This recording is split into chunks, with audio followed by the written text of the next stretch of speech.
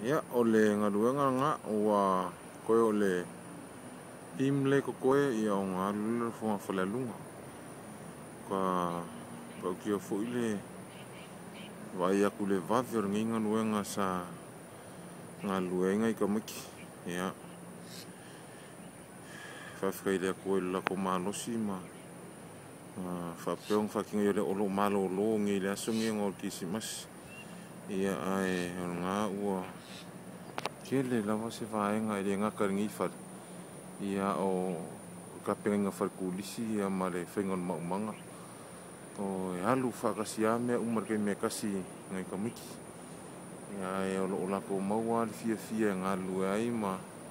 fa ia kele me ya pelanga sisi la kule ko ngai ka ia ore kuai mai o lesi vaenga o awa ka kia mai falenga e fa ia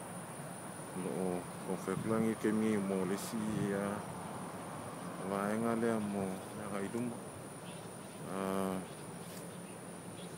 ole fa mo ole aso fua ia ole a fa loile pim ia on sanglo le vaso le fa fonga fa le lunga ma ko ia e mo isu fu fonga fa mo le ko ma no si ngai kamai penga luenga fa mo ia umai li ko fo ia ku ia wa I mo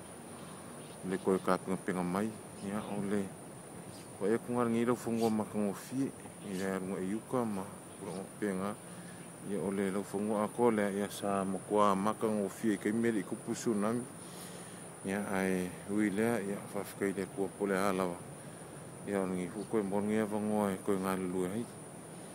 kere u se fen ko ola ia ko sisi la ku me desi ia kwa ia o no fa mo ku ma ku ka ole vai ko nga kere ku ngal fongo di fa ko inga no ko fenga ia fa ia leima anga ia I luma ka ko inga ia ole kala ku ngi ke mi ia me uma